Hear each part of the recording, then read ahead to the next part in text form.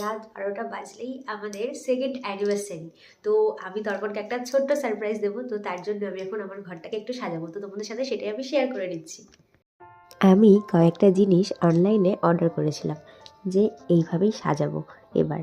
তো সেই জন্য আমি এখন একটা টুনি লাইট লাগাতে বসেছি। আর একটা দেখো ওড়নার মতো লাগিয়ে দিয়েছি, এগুলো অনলাইনে এসেছিলো।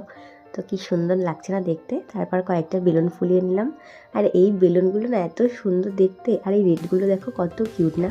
তো আমি সেগুলো দিয়ে সুন্দর করে সাজাচ্ছিলাম, আর দেখে না একটা সুন্দর লাগছিল, খুব সুন্দর লাগছিল দেখে।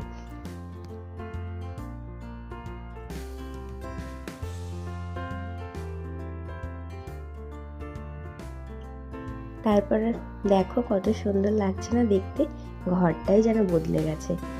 তারপর আমি কতগুলো রোজের পাপড়ি ছুটিয়ে দিলাম এখান দিয়ে, আরও দেখতে সুন্দর লাগছে। আর এই গোলাপটা আর এই